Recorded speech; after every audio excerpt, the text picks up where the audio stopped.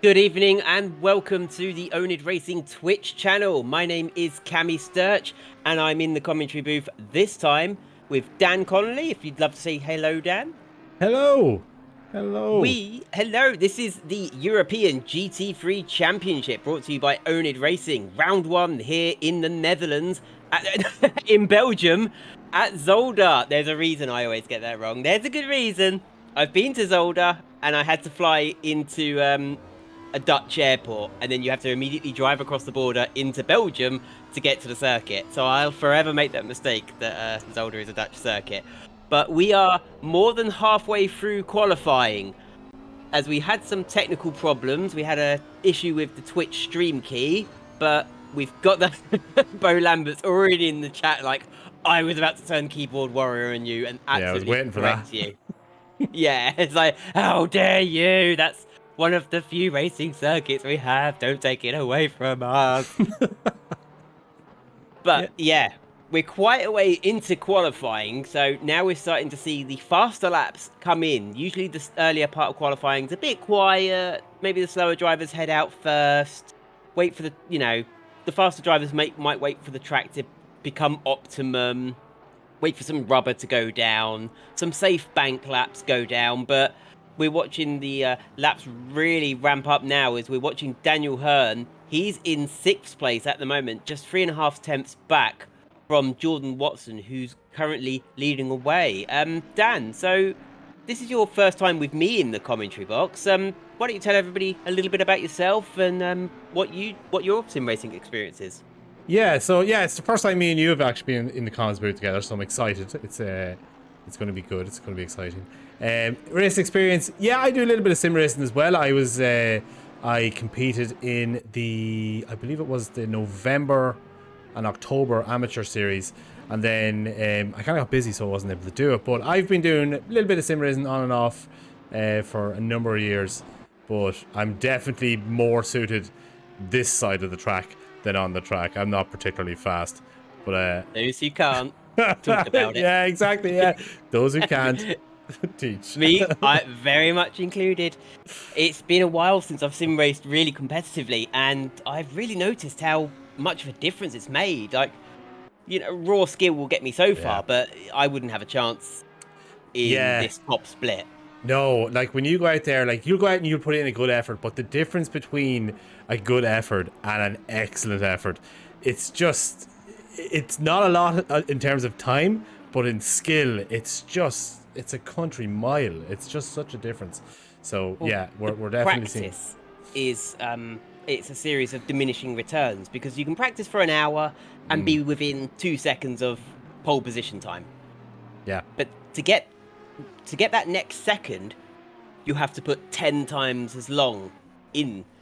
And then to get that last quarter of a second, you might have to put another 30 hours in. And then to get that last tenth, you might have yeah. to put another 50 hours in. And then to get that last hundredth, you're looking at players who have 1,000 hours logged on ACC.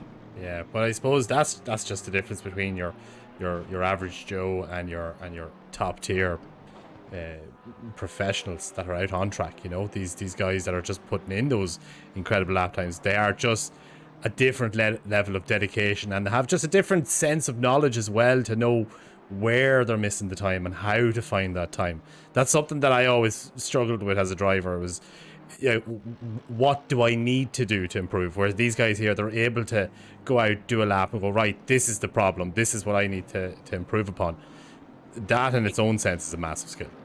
And every car has its own unique handling characteristics, and they'll be different at circuit to circuit, where Brands Hatch might favour the Ferrari 488, Monza might really favour the Lamborghini Huracan. And then Yeah. some of the twistier circuits will really favour the Porsche 911 that really struggles down the straight and becomes easy pickings for anyone in, say, a BMW or an Audi R8. I know that Even with a feeling. slipstream, a Porsche will struggle. Yeah.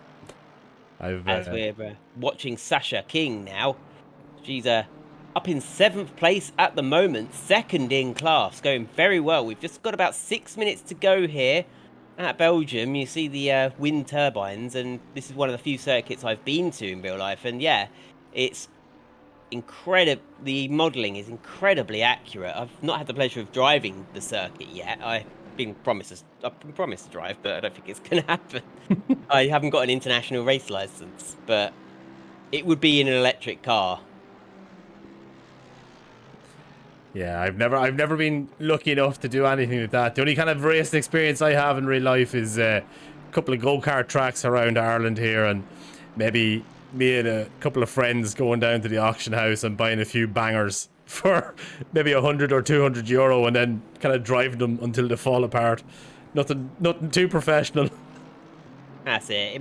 There's a motorsport for every budget. Yeah. It's a pretty accessible sport, and you've got teams that specialise in disabled people, disabled racers. They get the wheels set up for their individual needs, like hand controls if they don't have the use of their legs or anything like that. Motorsport is one of those sports that it's really can be an open level playing field for everybody, regardless of gender or ability, or your sort of your finances as well. As long as you've got the passion and the skill to do it, I think there is an avenue in there for anybody, like you're saying. Yeah, and motorsport I've found has been sort of a really incredibly open, welcoming place. As long as you've just got a passion for motorsport and you're a nice person. I know I've been around several pit paddocks, and I've never had any problem. People are always lovely. Yeah, and oNiD Racing, if you want to get involved, if you want to sim race along with these guys and girls, do join us on oNiD Racing. There's no cost of entry. Just join us in the Discord channel. If you want to follow and subscribe to the Twitch channel, that'd be greatly appreciated. Ben22 says PC decided it wanted to die. Hello, stream. Oh no. Yes, Ben gave us a Twitch stream key that was incorrect and did not work. It was outdated. There was a small bit of panic. Yeah, if you want to direct your complaints for our late start, please direct them at Ben22 Racing. But we were saved at the last minute by Stevie Bain. Stevie Bain handed us a stream key from one of his prior occurrences in the comms booth, and that got us online. And yeah, we were trying to call Ben, and I sent Ben a Twitter message, and he was just like, no, do not disturb. No, can't reach me. Well, I suppose at least he has a good excuse. His PC did commit die, so... His PC commit die. Yeah, you can't hold it against him. You are stupid. It do be not deciding to work, though. And it do be like that sometimes. It do be like that. And Vilvet van Oosenen goes up 3 places from 17th to 14th. He's a well-loved veteran of oNiD Racing. Great to have him back. And Daniel Limbo getting all out of shape. Oh, he's just kept it out of the barrier. No, he hasn't. Oh, he has not. Absolutely clobbered it. Yeah, there's a little bit of the barrier that juts out there. That's going to be a return to garage. He might be able to get round for one more lap if he can boost out the pits now, as we follow Jeroen Jongen almost to home Grand Prix. Literally, the circuit is maybe 50 miles from the Dutch border, and no surprise, he's running a traditional Dutch colour. Yeah, it's always great to see this V12 as well. Fantastic looking car. Sounds even better. You just don't see it very often. It doesn't get the love, does it, from the developers in terms of the balance of performance. So it does get neglected compared to its V8 counterpart. Yeah, I do love the V8 though. That's the kind of car that I haven't like I said, I haven't been behind the wheel now in a wee while, but it was the most recent car I was driving. It's a lovely car to drive. As we cross the line here, can we make any improvement? Not this time round, no. No, he'll have a couple. I think he'll have a couple more attempts at it. If he's very quick, I think he'll get around for one more go. Yeah, he definitely will. As we're just trying to pan across there to Mr. Petr Jelinek, one of the most experienced drivers on the grid. He's got a firm midfield position at the moment. 3rd in class, going very well. Of course, in the oNiD Racing Stronger colours. Racing Stronger advocating for good mental health through the power of sim racing and the sim racing community. It was a very powerful thing, especially through lockdown. Kept us all quite sane, and it was a great moment where real life racers as well they came online to race the sim racers, and it was a great melting pot of fans and sim racers meeting their idols, and I was lucky enough to get to race a few of my real life racing heroes. See, that's the beautiful thing about sim racing. Like there's no other sport in the world where you can end up like playing alongside or racing alongside these real world athletes, you know, like your Max Verstappens and whatnot. Like, And knowing that the skill you're yeah, putting in is directly transferable, because there's exactly. nothing FIFA, there's nothing in common between No, the Xbox controller and playing on a pitch.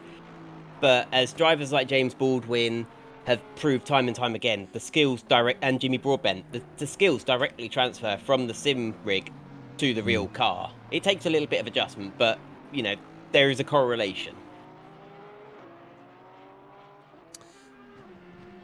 just So just see if we find someone here who's maybe on a bit of a push. oh, he's jumping straight into the pits. I thought he'd Oh go yeah, for one last lap. He's getting maybe his not. No. he's just practicing his pit entry. Yeah, that in itself is very important to do. You don't want to Oh, and get Van caught out. Vingeren. Yeah, Very close to the barrier there, wasn't he? it was very close there. But yeah, you want to make sure that you're not messing up your pit entry. It'd be a real shame to be pushing hard, doing great in the race, and then having something so silly ruin it for you. Let me tell you, I've Yeah, done it many times. you will notice it. It will happen tonight. What tends to happen with sim racers, maybe where real life racers have, they have a bit more the capacity for endurance. Let's say. I think sim racers, after half an hour, some of those less experienced sim racers, it's where the mistakes will start to mount up, and maybe in half an hour they can get away with it, but another 15 minutes they might just make one off-track cut, one too many, and they'll Yeah. pick up a drive-through penalty, or they might just not hit that speed limiter at the right moment. And it's where you see the difference between sort of the hardcore, experienced racers. It's the difference between the drivers and the gamers. As we watch Alex Shahabi in the Connexus Motorsports, as oh my screen just went entirely black there. No, did you get Not your sure. you And back? your stream on Twitch has come to a dead stop, so I'm just going to have to, as qualifying comes to an end, Hilden is on pole with a 127.8. Matt High almost, not quite, 700ths of a second back, and Alex Shahabi is going to have to settle for third place. As I'm going to try and sort out what's happening to my, I think my Discord has crashed. No. So I'm going to have to quickly reset that. So I'm going to leave you just to fill in for a few moments. Yeah, you get your Discord reset there. So here we are getting ready. We have our competitors here lined up for the start of a 45-minute race. So nothing too particularly long, but 45 minutes. By the end of it, after hard racing, you are going to start to feel it. And as Cammy was saying there, that's where that experience in terms of endurance is going to start to set in. Arms will get tired, focus will start to slip, and that's where you might start to see a couple of mistakes just kind of settling in. That's it, yeah. And you'll see drivers, they'll make impatient moves, maybe in an overtaking maneuver. You would think, well, that's a last lap go. Some drivers might get a bit impatient with the car in front and think, oh, I'm just going to dive up the inside, and it just all comes unstuck and goes wrong. But That is the we've risk, got a isn't it? lot of experienced drivers at the front. Alex Shahabi, Jordan Watson, Brendan Rooney, a new face for the top split. He was runner-up in the second split. He missed out by the narrowest of margins. I think in the end it came down to a photo finish that separated him from the championship title and runner-up. He drives for my team, Go for the Gap Racing. Oh. We've got Jonathan Earl, one to watch in the first corner. He will always send it. The legend of lunging. He will make a dive up the inside, and he will make up a few places. Sasha King, I think she it was rumored she was going to drive for Pulse Racing, but that deal seems to have fallen through. Not sure what happened there. We've got Miles Dixon, of course. I think the owner of Pulse Sim Sport, very experienced driver.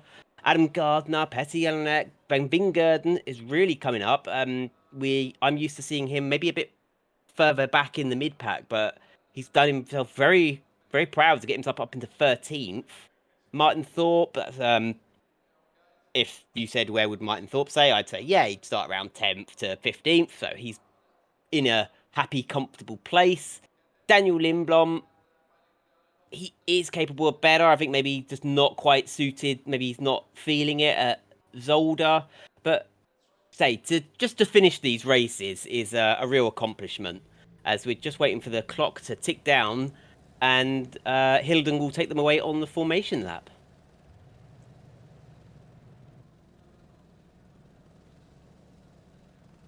So the drivers will be going through their setups at this point, just making sure that they've got their brakes set correctly, they've got the right amount of fuel on board, they've got, if they plan to take any pit stops or anything like that, or if they need to, then it's set up correctly. As the pace lap begins, Hilden moves off the line to take them around this Zolder race circuit, down towards turn 1, the left-hander, 90 degrees, in the Audi R8. It's a 45-minute race, and I'm just going to double check. I don't think there is there is a mandatory tyre change. So even though it's only a 45-minute race, they will have to come in for tyres. So part of the setup process will be just making sure that their pit routine is ready to go, and they're not having to fumble through in-game menus whilst driving. Yeah, you want to make sure you have all that stuff set up, because like you said, the last thing you want to be doing is, trying to put in some hot laps as you're fumbling through the menu. So of course, I'm sure all these drivers have all that set up ready to go long before the start of this race. But probably just double checking it on that starting line before we get going. As the drivers are just rounding turn 4, coming down to the clean chicane, say turn 5, and you can see the back of the paddock there.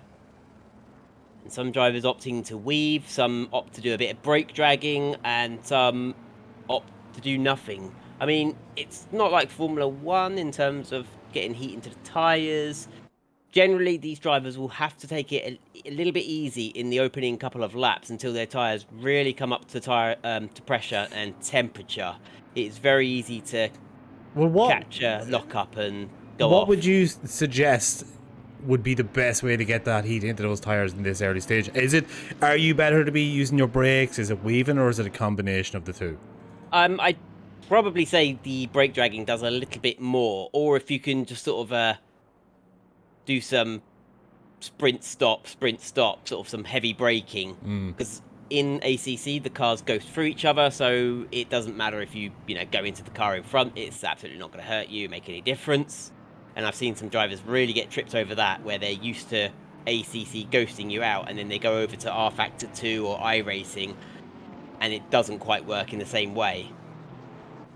So they assume it'll ghost, and then they'll do themselves an injury on the warm-up lap and throw their whole race away before it's even begun. But talking of races beginning, we're about to get started here at Belgium, at the race circuit Zolder, as Hilden and High on the front row take us round the final chicane to start the race. And we're just waiting for the field to bunch up. They're coming up past the pit entrance, up to the line now, and we're just waiting for the green flag to drop. Green light, go.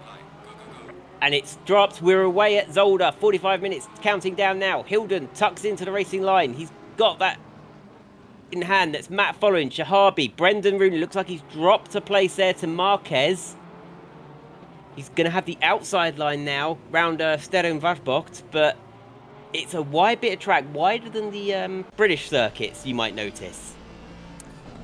Yeah, a little bit more room to play with, but I'm sure when you're going 2 or 3 wide into it, it doesn't feel all that wide. These guys, nice clean start so far, no incidents as of yet, so it would seem. As we see, I'm watching at the Klein chicane. It's where it can really, one person just needs to get that sausage curb wrong, and it can cause a bit of a cascade through the field. But it's looking like, everyone's getting through. You can't win a race on the first lap, but you can certainly lose it. Just trying to watch who's been the big winners, and the big loser there is Miles Dixon, facing the wrong way at that's turn 7. Yeah, he was making a couple of spaces up through the field. And that's Lindblom as well. Yeah. So, not a great start for those guys there. Obviously getting caught up in the battles, getting knocked down.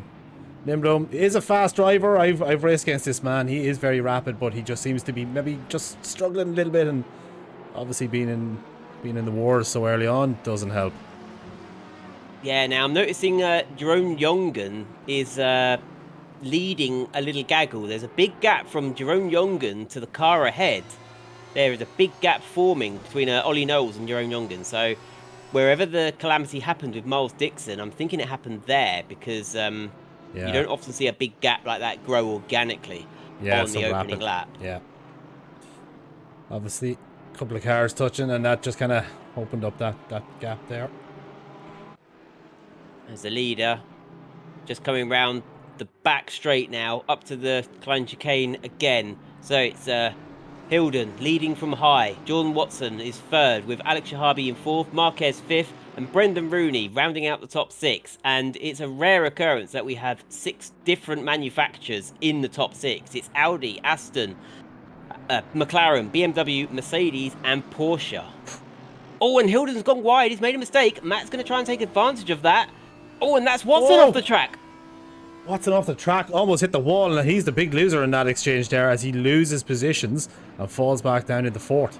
But I mean, he caught High up, and High had to back off from Hilden, and Watson had nowhere to go, but had to take evasive action. That means Shahabi's taken that third place away from Watson. yeah, so excellent racing going on here towards the front of the grid as things are heating up here. Oh, we've got a yellow flag at the at turn 8 there at the back of the pack. Oh no! Is that Miles Dixon and Lindblom? It is here we go. Marcus Hagel. That's Marcus Hagel, yeah. So Lindblom really getting in the wars there, it seems. Yeah, obviously maybe just driving a little bit angry, a little bit frustrated what happened, and eventually just getting swept up in some more incidents. Mistakes can breed mistakes, you know. At least his teammate is running in second place at the moment. So as bad as it may seem for Fry guys having a driver at the back, they've also got a driver in a potentially race-winning position. But Alex Shahabi is starting to close up on that Porsche 911, which, as I said, the Porsche doesn't have the legs, it doesn't have the top-end speed, and it is vulnerable down the 3 longest straights of the circuit. But where it really excels will be around these tighter, twistier sections of the circuit Zolder. As we're coming down to turn 8 now, and Hilden's going defensive. Ooh. Really feeling the pressure. There was a little nudge there, wasn't there? I think there might have been a little bit of a hurry up put on there, like just a small bit of a nudge there. And that's Rooney trying to hold off Sasha King in the AMG there. Both drivers new to this top split, and how the splits work, it's not quite like football where just the top finishers go up and the bottom finishers go down. It also comes down to who are the cleanest drivers, who are the cleanest racers, because if you're a... Oh, and that's Sasha having a look. Got very close. Rooney, of course, he ran at the front of the pack in Split 2 in the Challenger Series, but he will no doubt want to be on the offensive to be attacking Marquez rather than having to defend from Sasha King, as the pit window has just opened, so any drivers who may feel like they're being held up might be an interesting strategic move to see. Oh, and Brendan Rooney really taking a lot of curb. Yes, a lot of curb. That's a good way to ruin your race if you get that wrong, but it's allowed Sasha to close up. Rooney holding on though here. Sasha potentially just smelling blood in the water there. She gets in close. Doesn't go for a move just yet, but hanging on nicely here onto the back of Rooney. Rooney definitely starting to feel that pressure, it would seem. I mean, at the moment, Pole Simsport, they've lost a couple drivers, haven't they? I mean, Marcus Hagel's down at the back, and Miles Dixon's down the back. So maybe maybe Pole Simsport have made a mistake not taking Sasha King on, because she's running very well, very consistently at the moment. She's got herself in a good spot to take advantage of any problems up ahead. She could find herself, you know, if she plays her cards right, she could be in for a podium position. I mean, well, she's second in class at the moment.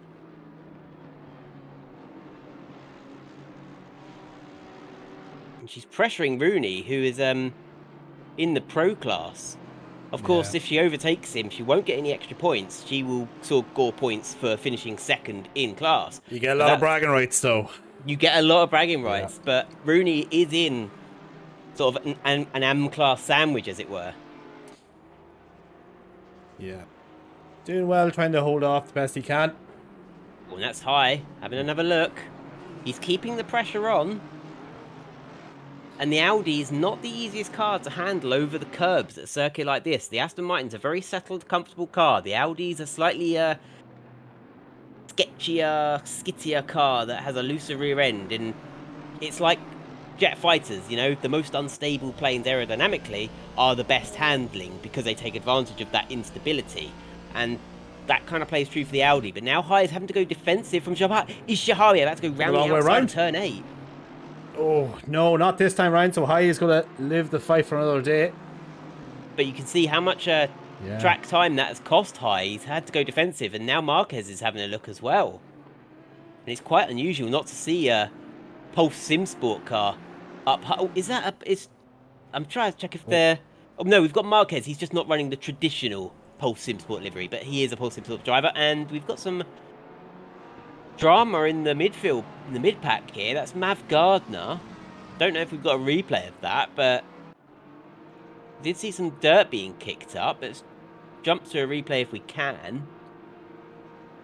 I think my Discord is frozen up. No, it's frozen up on the Twitch stream. I think going to a Did you go to a replay?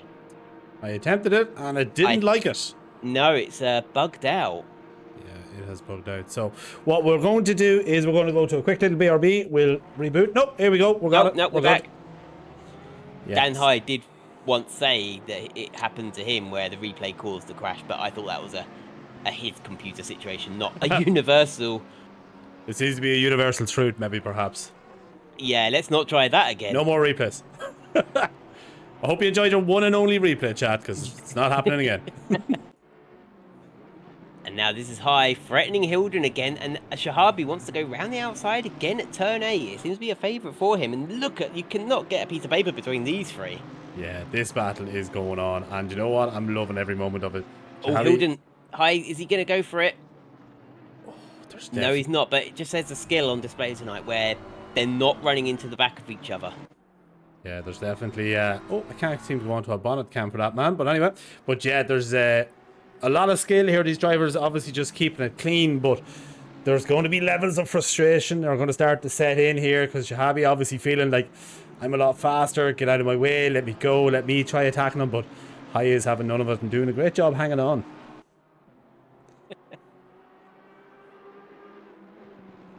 Still, Hilden from High. Shahabi following on. It does feel like Shahabi might be the fastest of these two, but until High can get ahead of Hilden and sort of get released into some clear space, we don't know the true potential speed he has.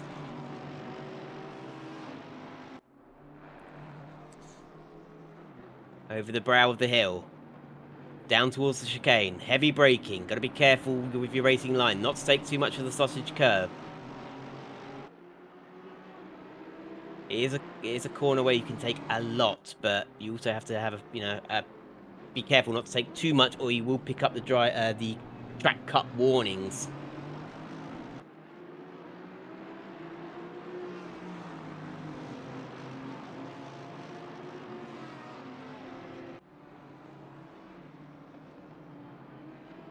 Down towards the final chicane. Oh, and Shahabi's just kept going. Is that a pit stop?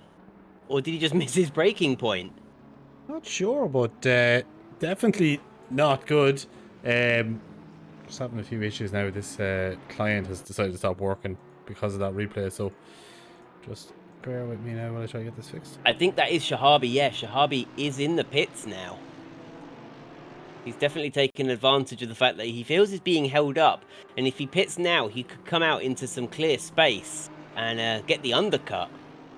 But let's see. High knows he has to clear Hilden soon, or he's gonna be done up like a kipper by that undercut by Shahabi. He might start thinking about pitting as well. High really attacking those curbs, going flying there to go under the bridge, over the brow of the hill again, downhill through butt curve. Heavy on the brakes. We're following the chase cam with Matt High of Fry Guys Motorsport running in second position, leading from Marquez, Rooney, and Sasha King, who is up into 5th place now. Jonathan Earl with the fastest lap of the race. He is in 6th place. As we see Matt High's having a look. Can he get the old switcheroo? It looks like Hilden's covering him off nicely.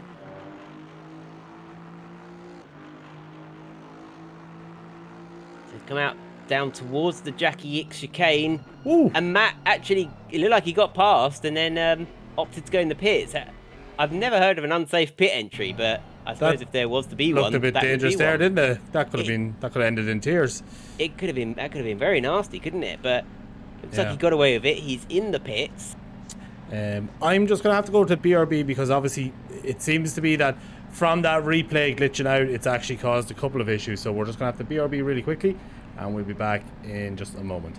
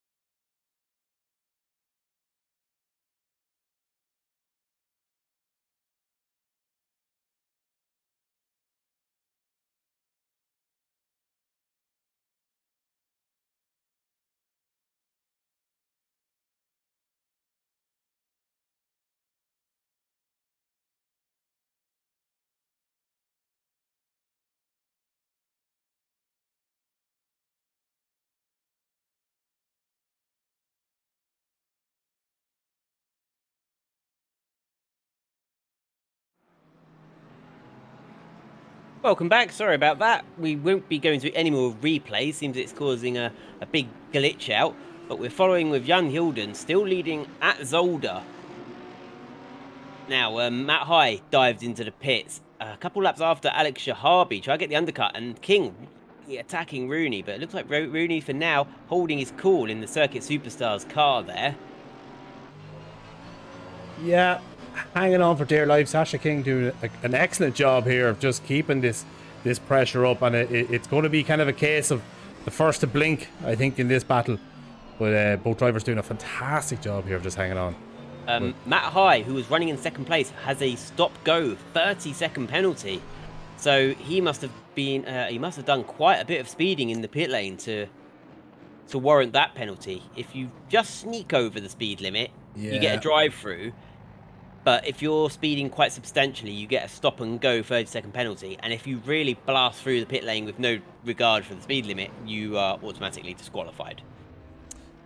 So. As Matt High pulls into his pit box, and this is going to be very painful. His opportunity at the undercut has failed, and it's slipped out of his grasp. Surely now the race win. That's going to be great news for Jan Hilden if he's listening. Which means that Brendan Rooney will be promoted to second place now, as looks like, Javier Marquez is in the pits from the lead of AM class, and Sasha King has assumed the lead of AM and third place overall, as she almost gets herself out of shape over the chicane, but she's got that under control. Yeah, well held. Sending it over the sausage, easily done. And as you said earlier, you could definitely ruin your race by doing that, so want to be careful there. Well, Matt High of Fry Guys Motorsport may be out of contention, but the third driver, who I hadn't mentioned, Jonathan Earl, of course, a Fry Guys Motorsport driver, is running in 4th place with the fastest lap of the race at the moment. So he knows he's got the pace, and he knows it's an AM driver ahead of him and an AM driver technically ahead of him, but has pitted. And of course, he still needs to make his pit stop. But I don't think Sasha's going to be in the mood to let him pass. She's going to be focused on that attack on Brendan. And Brendan, of course, newcomer to this group, but no stranger to running at the sharp end of the field. As we ride on board. And fun fact, the sponsor on the rear wing, ERA, that's the Electric Racing Academy, the the world's first junior electric Formula Racing series, is based here at Zolder. Oh, there you go. I did some work with them last year doing event posters and got to see the car in action at Zolder because they're based just down the road, Down the road. quite near to the Belgian town Hasselt. Oh, well, there you go. A bit of a home race there for them. Certainly is. If Brendan could get a result, that would be a one to show off to ERA. They'd be very happy with that. They've been, very supportive of my work, and they're sort of the first major client I was able to get as a sort of a motorsport illustrator, graphic designer, and animator. Oh, there you go. That's fantastic. Like, so hopefully now Rooney can bring home a great result there. Podium will be absolutely fantastic for that, as he's doing a great job at the minute of kind of answering any kind of question that Sasha King has thrown, as that gap has now opened up to 2 seconds. So Rooney, Whoa! oh, King, Oh, she nearly almost, went into the back of the yeah, V12. that could have been dicey. That was could a have been. lapped car. Yeah, not quite sure what That was happened Jerome there. Jongen. Yeah, not quite sure what happened there. I think he just braked earlier than she was anticipating, and she wanted to brake later because she was heading to the pit lane, so she just had to take some avoiding action. Oof. But that's released Jonathan Earl now into fourth, and Brendan Rooney not having to look into his rearview mirror quite so much. He can focus on the job ahead, which would be to take the lead of the race as a whole. Come up, down the back straight, towards the chicane that everybody's been flying over. But the Porsche, one of the best handling cars in ACC. It's one that you can really fire at the curves with great confidence. Not like the Audi R8, a much twitchier car. But Brendan, he's pushing hard. You can see how hard he's pushing, how much it means to him. He's he's only young. I think he's only like 19 years old, and bless him, they're wet behind the ears. They don't know they're born yet, but Yeah, he's yeah, pushing he's hard, full but of he's enthusiasm. driving very well here. He's obviously had a lot of pressure come from behind.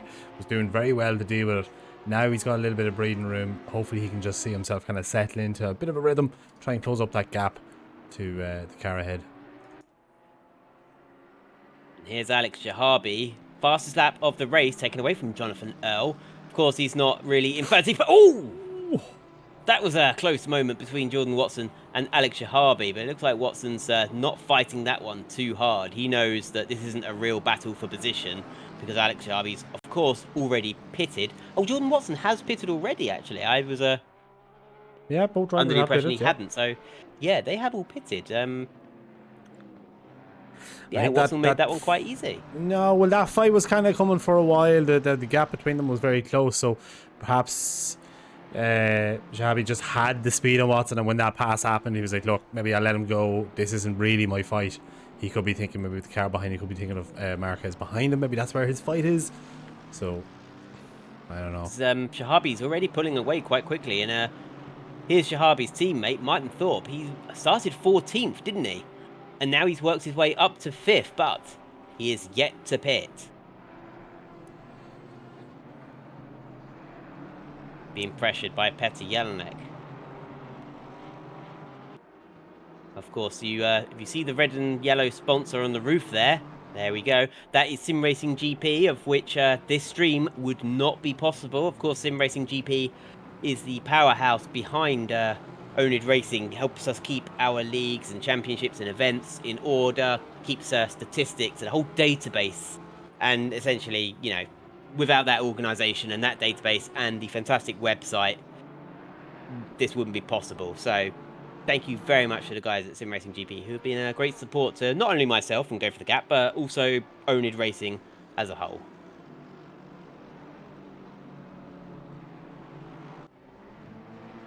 And here's Ralph Vest.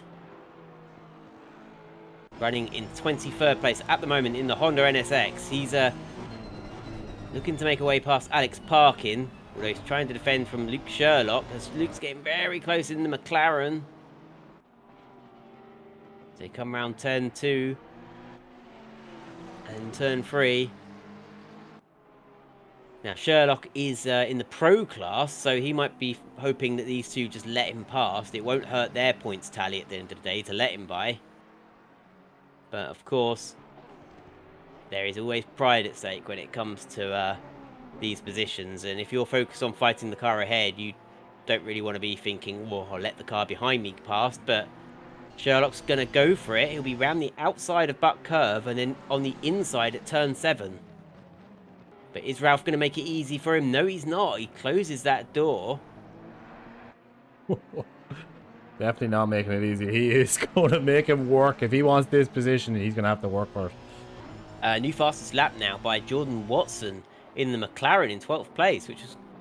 Oh, and Vess has missed his braking point. He's kept going there. We've cut away at the wrong moment to the new fastest lap holder, Jordan Watson. But yeah, it looked like he missed his braking point, and Vest has lost out to Luke Sherlock.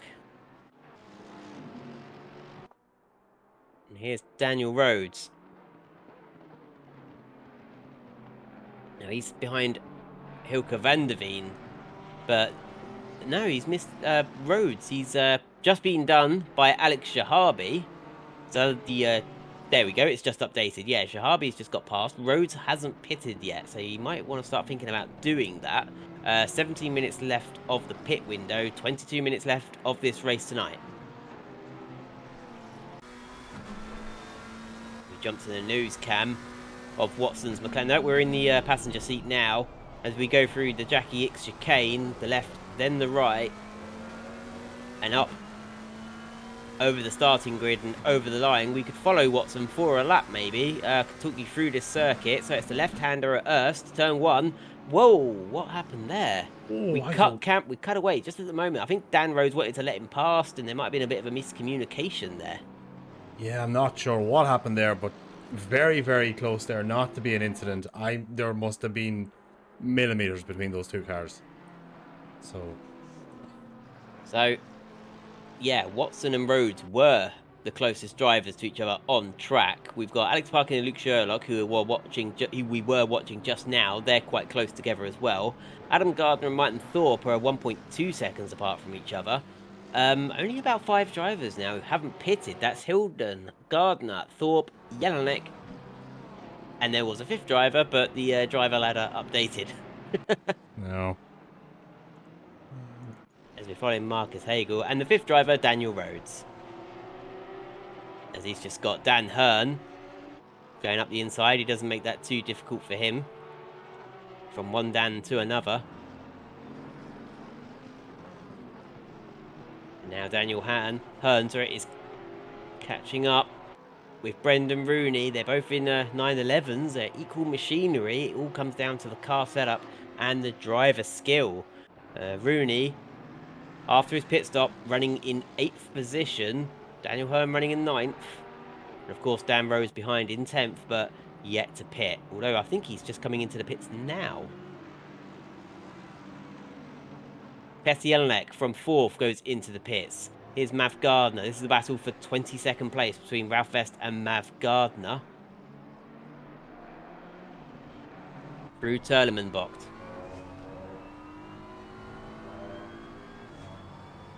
Then it's a downhill run to turn 8, the hairpin. And is he going up the inside? Is he going to intimidate Vest off his line? Through the Jochen Rindt chicane. As they're switching back, trying to get the best racing line. But Vest is able to hold on from Mav at the moment, but you see they take different lines and they start cutting back and trying to get the old switcheroo on each other. Vest has the inside line now into turn 1. Can Mav do it round the outside, or is he going to cut back and try to get a tighter line, make an attack? And oh, it looked like he lost the rear end a bit there and had to sort of get on the brakes and collect it. Yeah, very easily done on that corner as well, is just to let the rear end step out there. It looked like it did, but he caught it well. But Gardner has just kind of fallen back here a little bit, so He got lucky with that. But Sasha King is in the pits. Now, she was chasing Brendan Rooney, but she's down in 20th position now, or 23rd position. So is this her second pit stop? She's just coming out the pits now. What has happened? Yeah, that seems to be a second pit stop because we seen her diving into the pits before. We did, yes, that's right. We did, yeah. So obviously something has happened there. She even looks a little bit slow coming out as well. So something not right there. Yeah, very careful pit exit, and she's moving over to keep out of people's way. I think she has a technical problem. That's Marcus Hagel. I think there was contact there between Thibaut Lowen and Marcus Hagel. He got pulsed. There might have been a little bit of contact there. And now we're watching former race leader Jan Hilden chasing Dan Hearn, and I don't think that's Brendan Rooney directly ahead. I think that's a lapped car. There's Brendan Rooney, then it's an oNiD racing car, and then it's the orange of Dan Hearn. Yeah, they're coming up to an oNiD car. Can't quite work out who that is at the moment. Oh, it's Dan Rhodes. As he moves over to let them pass, that is a blue flag situation. And very nicely done. Hats off to you, Dan Rhodes. It's great when drivers heed those blue flags. Yeah, it's always good to see. Sometimes you can be under a little bit of pressure trying to find the space to get out of the way, but that was lovely done by himself. Nice and quick, not holding up any drivers. There's only 2 drivers yet to pit, and not surprisingly, they are leading at the moment. Adam Gardner and Martin Thorpe, both in the BMWs. Here they are. Here's Gardner. Here's Thorpe. They're only a second and a half between them. And there's Jeroen Jongen, but he's a lap down. He is not in 3rd position. 3rd position is Alex Shahabi, so he is your de facto race leader. Jordan Watson is your de facto second. There's Adam Gardner now into the pits.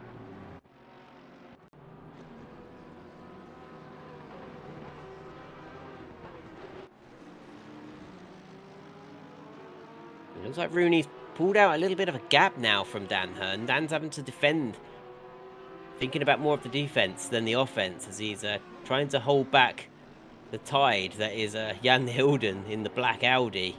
And that might be allowing the Fry Guys Audi of Jonathan L to catch up a little bit as well. But the field really seems to have switched around after the pit stops, haven't they, Dan?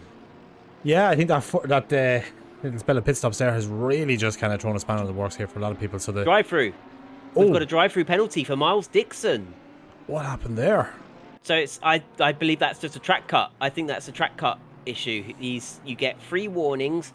If you do it a 4th time, you get a drive-through penalty. I think he's just been taking too much curb on the chicanes because, of course, he had that second lap issue where he fell back. He had a bit of an incident and lost several places, so he would have been on an aggressive comeback drive, a recovery drive, and maybe just pushing a bit too hard. Part 1 chicane, bit too much, one too many times, and has picked up a drive-through penalty. So it's a night to forget for the Pulse team leader. As we follow Davies and Knowles, this is the battle for 15th place, or I think it's 3rd and 4th in class, as Miles is serving his penalty up ahead. As they come out of turn 10, foot down towards the windmills there.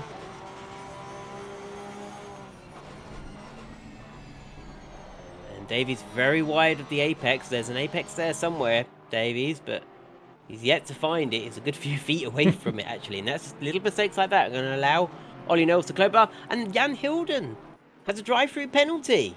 Oh, no. 1/3 distance left of this race here at Zolder. And what did I tell you? When about half an hour's gone, we'll start seeing the mistakes. This So is that's when a the mistakes drive-through start for to set in. Miles Dixon and a drive-through for Jan Hilden, 2 of the most experienced drivers, and Jan making a dog's dinner of that. Making a dog's dinner of that pit entry. You do not try to overtake someone up the inside and go into the pits. That is an impatient driver there. He wants to get this drive-through over and done with. Well, I mean, it worked, but it could have went horribly wrong there. So definitely, there would have been some race steward inquiries had that gone wrong. That would have really been deemed as dangerous driving. Yeah, definitely, that was a risky move. See, people like me as a commentator because I'm very honest. I will say what I think. If I think some driving was a load of BS, I will say that was a load of BS. And Jan, I'm sure when you watch back, you'll think, oh, I should maybe not do that. Because we like to treat the sim racing in the same professional manner as real life. Would we do that if we were really in the car? It's a simulator. We're trying to simulate the real life as much as possible.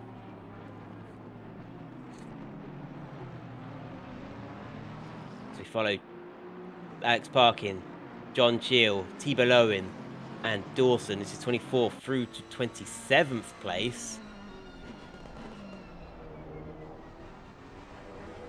Going around turn 10. Up towards the line. We've barely got, say, a quarter of an hour left of this race. Are we going to see any more drive-through penalties? This could hand the win to somebody unexpected. I mean, well, it already has. Jan Hilden was leading this race before the pits, and now that drive-through penalty has handed potentially the race win to somebody who hasn't even had to try and get past him. Martin Thorpe leading, but your de facto race leader... No, he's in the pit, so yeah, your race leader now is Alex Shahabi. Very experienced driver. He's a very calm driver, doesn't often make mistakes. He's he's part of the old guard of oNiD Racing. Yeah, he's got himself a nice 2.3 second gap built up as well, so he's looking pretty there to bring home the win. Yeah, he's a very strong, consistent driver, and for GT Racing, consistency is the name of the game. So it's Shahabi leading from Watson, who is the fastest lap holder, Marquez, then Rooney, Dan Hearn, Jonathan Earl, Martin Thorpe is slipping down the order. So then it's Adam Gardner, Pessi Jelinek, and Wilbert van Oostenen. Oh, Martin Thorpe is out of the pits. I thought he was slipping down the order because he was still in the pit. So Martin Thorpe is in 8th place. Jan Hilden, I think, has slipped down to 11th after his drive-through penalty. So that was rather painful, and it's taken him out of some of the big point-paying positions. As we're just checking back in on this battle for 22nd position. Here's John Gill in the middle of that.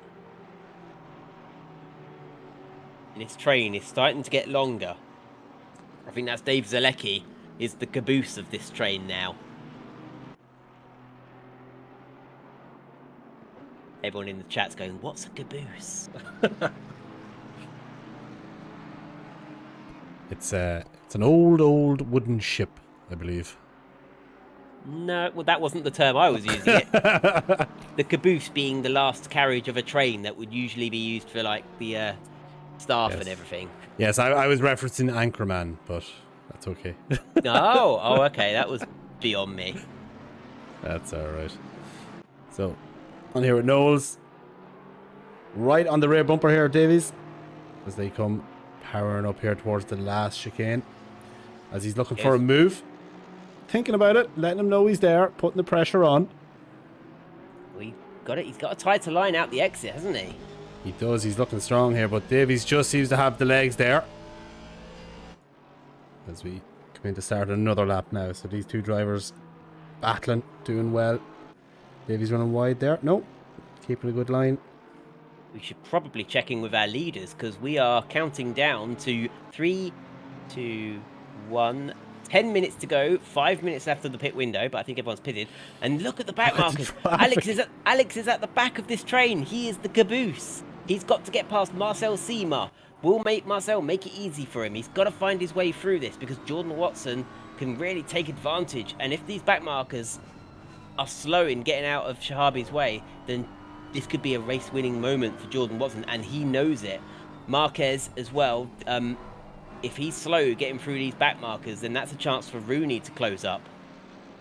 Yeah, so it does seem to be that the back markers are going to be the deciding factor coming into the tail end of this race.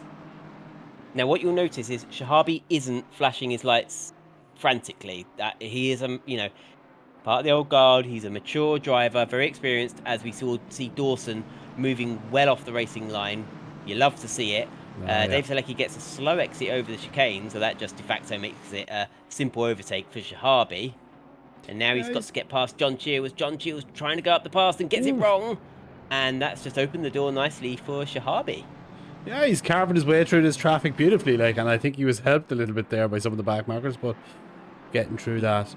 A little He's bit of going traffic there, through nicely. it like a hot knife through butter. Like a hot knife through butter, so he is.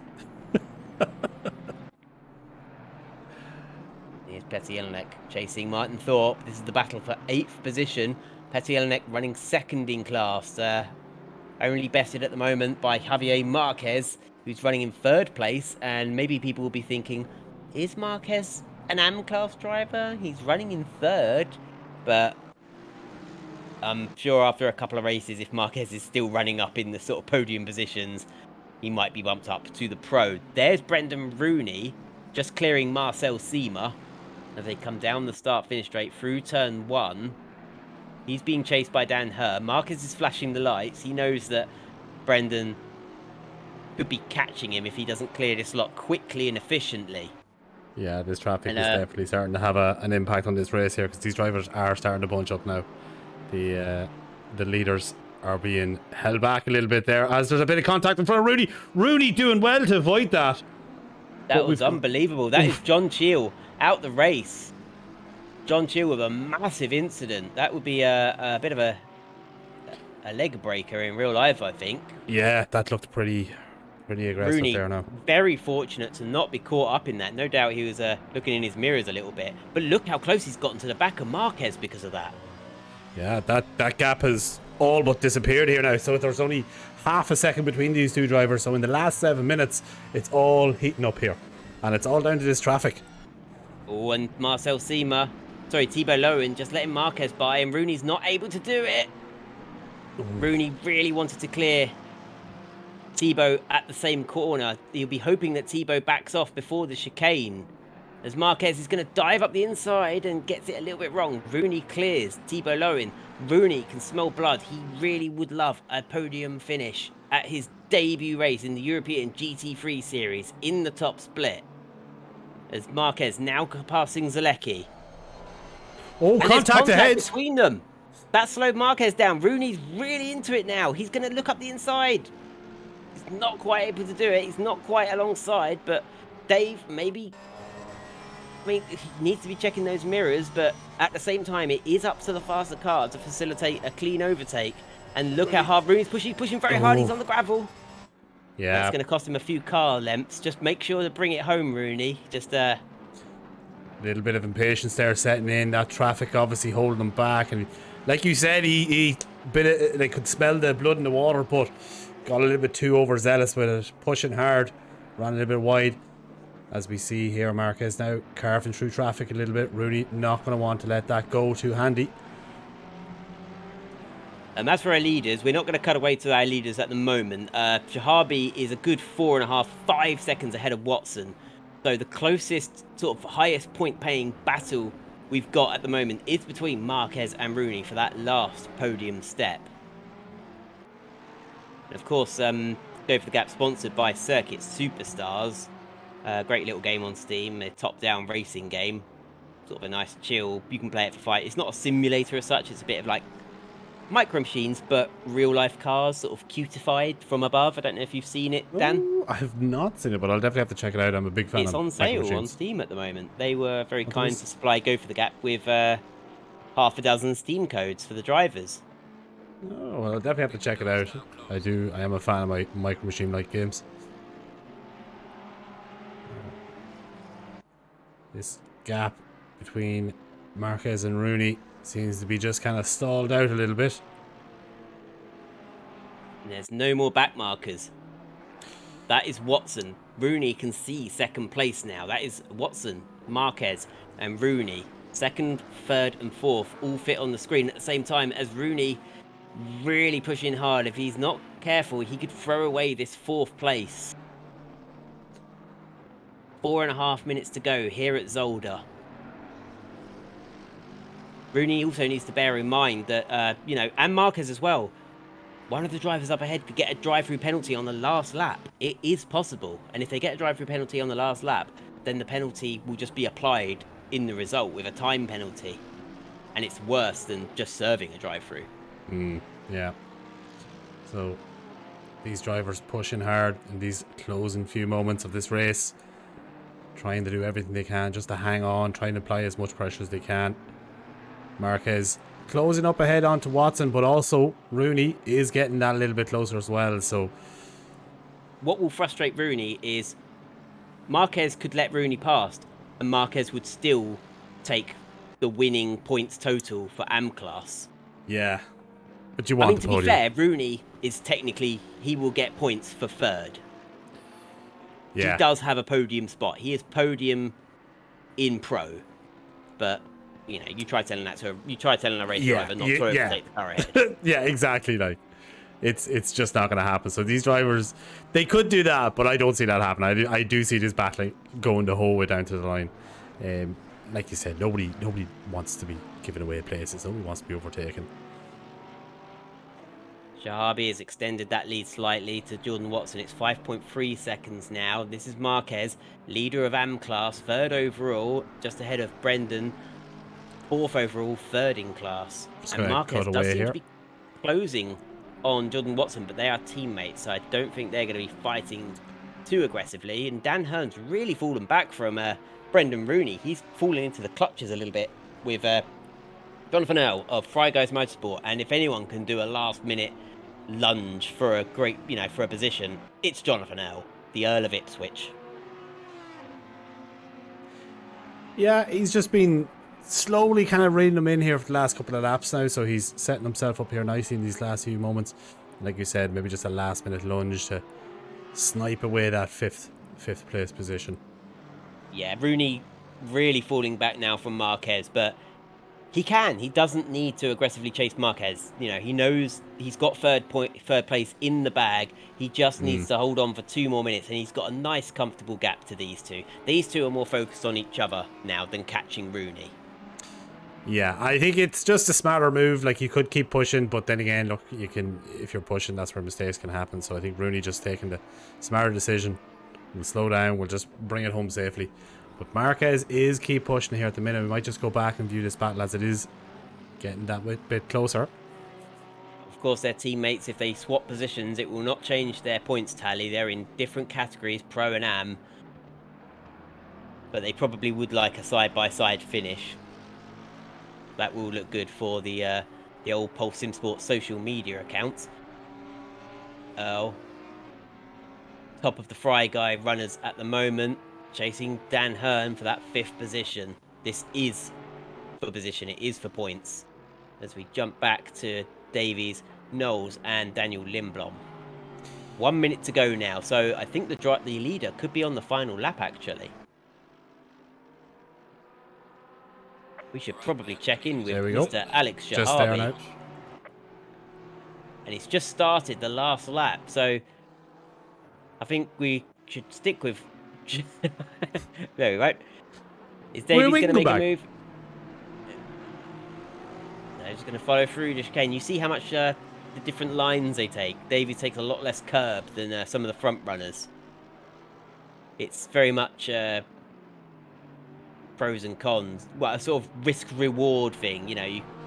The reward is high. You'll get a better lap. But the risk is you could lose control of the car going over the sausage curbs. As Alex Shahabi coming through Butt Curve now. Here he is. As I said, very experienced driver. Hasn't really put a foot wrong all race. He pitted at the right time when he was being held up by the drivers ahead. He got the undercut. He took the lead. He stayed there. As the clock counts down to 0, he comes round the turn 8 hairpin through the Jochen Rindt chicane down towards turn 10, the Jackie chicane. He's 2 corners away from victory now. Surely he's got it in the bag. The left-hander out the final corner, foot down. He moves across the track, and Alex Shahabi takes round 1 victory here at Zolder. And I think that's Jordan Watson coming across the line just behind him. Takes 2nd place. Javier Marquez wins in the AM class, and Brendan Rooney finishes 3rd in pro. Dan Hearn finishes 4th in pro, and Jonathan Earl is 5th in pro, 6 overall. And we're just waiting for Pasi Jelinek to come across the line for 2nd in AM class. There he is. He holds on. I mean, he was nowhere. He was being chased by pros anyway, but he holds on for 9th overall. A great result for Pesi Jelinek. He will be very pleased with that one. And it looks like Ollie Knowles is going to hold on to 3rd in class. It doesn't look like Davis is close enough to make a pass as they come round the turn 8 hairpin. Still a little bit of racing going on further back down the field. There's the other Gardner, just behind Marcus Hagel, who's much further back than he would have liked. We are much more used to seeing him at the sharp end of the grid. And there's Matt High, of course, had a drive through, and he was so promising. He could have been on for a podium tonight. Yeah, looking very, very strong, but yeah, look, he had a drive through and that kind of just threw that race out the window for him, unfortunately. And Jan Hilden, of course, was leading the race. Has to settle for a 11th place in the end. So a bit of a disappointment for Hilden High, but jubilations and celebrations for Shahabi, Watson, and Marquez, who are finishing the overall podium positions. Well, Dan, what did you think of that? Yeah, I thought it's fantastic racing. I think, stand out. Alex Shahabi obviously never put a foot wrong and put himself in that position where he was able to take advantage of other people's mistakes. I think Brendan Rooney doing very well not to be caught up in that collision right in front of him. But yeah, look, great race, very enjoyable to watch. And hats off to the winner. Yeah, big congratulations to Alex Shahabi, the winner of Pro Class, and Javier Marquez, the winner of Am Class. And we just want to say thank you very much to the 24 of you who have tuned in to oNiD Racing on Twitch. If you haven't followed and subscribed, please show some love and do so. And if you want to join us in the oNiD Racing series, just join us in the Discord. There's no cost of entry, and we can get you into the 3rd split. Well, that's it. I've been Cammy Sturch. He's been Dan Conley, and it's time for us to say goodnight, Dan. Good night. Good night, everybody. Good night, everybody, and thanks for joining us, and we'll see you again next week for round 2. Bye-bye.